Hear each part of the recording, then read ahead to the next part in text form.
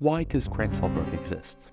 Grensalbourg is an East Alaxian country located to the east and north of Inferius, the west of Palakinan, and the south of Evden Federation. But compared to the countries around it, the state is comparably very small in terms of population, size, and economy. So, how did this city-state come into existence?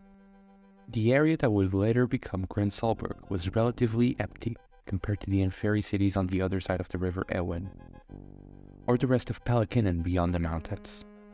Vorkufila, its largest settlement, had only 10,000 people, and there were only a few major roads and railways into the region from Palakinan. Its communities were mostly isolated farming areas.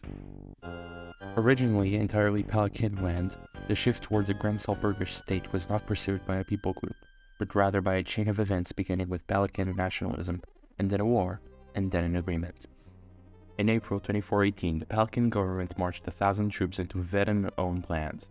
To its south, the Palakin government reasoned that taking land would lead to no response by the Veden government. They were wrong. The Veden Federation and Inferius had maintained an alliance since 2330 and included a mutual defense clause. When Veden government was notified of the Palakin incursion, they notified the Inferi government, who mobilized. Palakinan, realizing that they would have to fight hard to win a victory, issued a draft to 285,000 men, 8% of their male population, which proved to be a mistake in itself. A large-scale mutiny took place while major operations to draft Dodge began. Protests sprung out across the capital, while those that were drafted early on couldn't receive equipment due to lack of supply. Therefore, they revised their draft to 85,000 men, and contracted mercenary organizations and appealed to foreign nations, notably ones fighting in the Great War for equipment.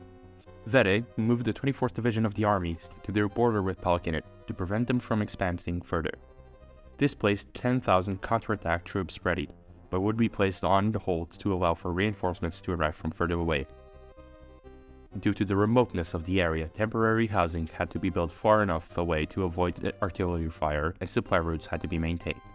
The Veden Ministry of War requested that the 25th and 26th Divisions be moved to reinforce them, but estimated a month's arrival time. Inferius mobilized 24,000 troops. Both countries placed embargoes. Negotiations began soon after in May to end in the war, which was spearheaded by a neighboring neutral nation, Narrated, with help from all sides, and political pressures with it. The Treaty of Corinne was signed in early June before any major action had taken place. Immediate non-aggression pacts and ceasefires were organized, and all embargoes ceased. The Treaty of Tours was signed soon after, which created a new economic pact between Narrated and Inferius, Palakinan, and the Veden Federation, with the possibilities of new low-interest investment and trading agreements. Despite the war coming to a close without casualties, Palakinan was not able to keep any land it occupied officially, although previous disputed claims prior to the war were maintained entirely by Palakinan. The short-lived draft, the embargoes, and the already existing political pressures caused the economy to enter recession and tough time, while many nationalists still wished for Palakinan expansion in the region. This ultimately led to the subsequent deals that would set the landscape for the creation of the State of Grensalbourg. 10 years later, the Palakin government is still keen to expand, and many are looking for excuses for the hardships of the Palakin people, wishing to expand their mining businesses in the southern mountains and eventually wanting to claim the entire southern pole. They approached Inferius with a deal in 2428. This deal, eventually the Treaty of Grensalbourg, would see Inferius hand over a large portion of southern mountains territories, which would allow for a large-scale future expansion to the south, but also immediate access to more resources. In return, Inferius asked for the mostly rural and empty areas of the modern-day Grensalbourg.